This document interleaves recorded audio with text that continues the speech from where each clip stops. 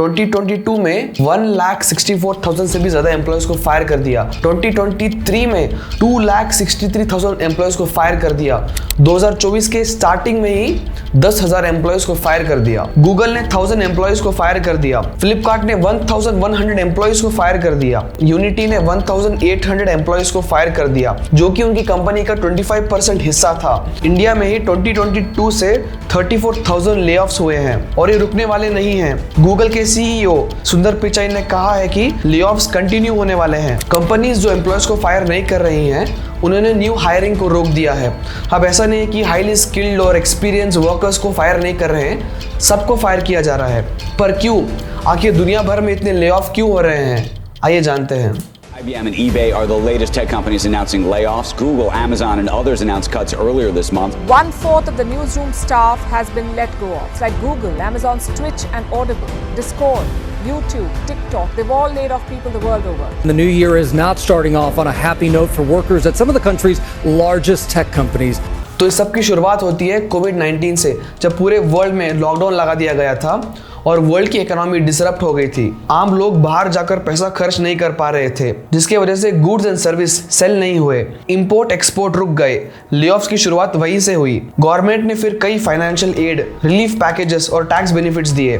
फिर जब पूरी दुनिया में लॉकडाउन खुले, गुड्स एंड सर्विसेज की डिमांड बढ़ गई थी, लेकिन सप्लाई तो सेम ही थी, जिसके वजह से इन्फ्लेशन यानी महंगाई बढ़ गई और पूरी दुनिया भर में एक इकोनॉमिक क्राइसिस आ गया था, जिसको कंट्रोल करने के लिए कई कंट्रीज की गवर्नमेंट रेपो रेट्स बढ़ा रही थी, लेकिन फिर भी इन्फ्लेशन बहुत ज्यादा बढ़ रहा था। पूरी दुनिया कोविड-19 के वजह से आए हुए इकोनॉमिक क्राइसिस से लड़ी रही थी।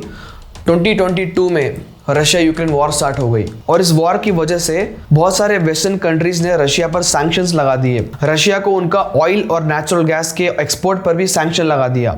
We will limit Russia's ability to do business in dollars, euros, pounds and yen. But Russia world का 30% वीट एक्सपोर्ट करता है और दुनिया का सेकेंड लार्जेस्ट ऑयल और नेचुरल गैस का एक्सपोर्टर है। ग्लोबलाइजेशन का टाइम है, पूरी दुनिया इंटरकनेक्टेड है। एक कंट्री पे कुछ होगा तो वो पूरी दुनिया को इफेक्ट करेगा। लेकिन अब रशिया पे सैंक्शंस लगा दिए गए।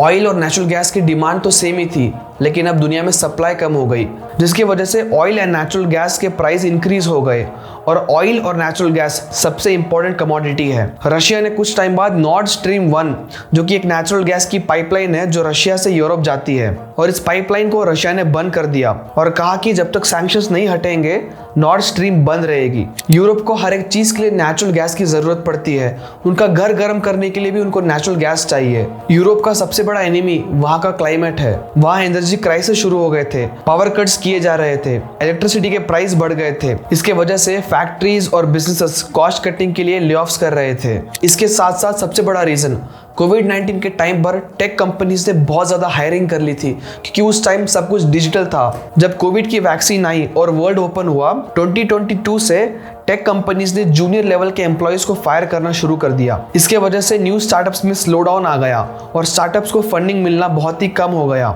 जहां कोविड के टाइम पर tech startups billions of dollars की फंडिंग उठा रहे थे, अब all over the world startup को फंडिंग मिलना बहुत ही मुश्किल हो चुका है। 2023 में स्टार्टअप्स को सबसे लोएस्ट फंडिंग मिली। अब वेस्टर्न कंपनीज में प्रॉब्लम होंगी और ऑफ कोर्स हजारों वेस्टर्न कंपनीज के ब्रांचेस इंडिया में भी है, जिसके वजह से इंडिया में भी लेऑफ्स बढ़ रहे थे, जिसके वजह से टेक इंडस्ट्री में एम्प्लॉयज को फायर करने का एक ट्रेंड बन चुका है।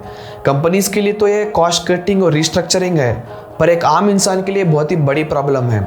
2023 से ही जॉब मिलना बहुत ही मुश्किल हो चुका है। आर्टिफिशियल इंटेलिजेंस और ऑटोमेशन का डेवलपमेंट भी एक बहुत बड़ा रीजन है, जिसके वजह से टेक कंपनीज एम्प्लॉयज को फायर कर रही हैं। कई जॉब्स आउटडेटेड हो रही हैं क्योंकि वो रिपीटेटिव हो चुकी हैं। एआई वो जॉब इंसानों से बेटर और ज़्यादा इफेक्टिवली कर सकता है। फॉर एग्जांपल एक कॉल सेंटर टाइप जॉब या कस्टमर सर्विस और ऐसी कई मंडेन जॉब्स एआई रिप्लेस कर रहा है। अब जल्दी से डिस्कस करते हैं हम आम लोग फायरिंग और ले ऑफ से कैसे बच सकते हैं।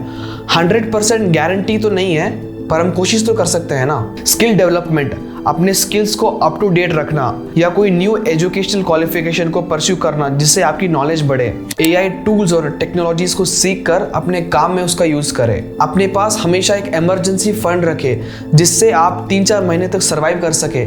अगर आपकी जॉब चली भी गई तो आप रोड पर नहीं आएंगे और उस टाइम पर आप एक न्यू जॉब ढूंढ सकेंगे। फिर है नेटवर्किंग, अपने प्रोफेशनल नेटवर्क को एक्सपैंड करें, जिससे आपके लिए पॉसिबिलिटीज ओपन होती हैं। अगर आपका प्रोफेशनल नेटवर्क स्ट्रांग है तो आपकी जॉब जाने की पॉसिबिलिटी कम हो सकती है। और लास्ट में एक सबसे ज़्यादा इंपॉर्टेंट पॉइंट, कभी भी अपनी जॉब पर इतना ज़्यादा डिपेंडेंट ना हो।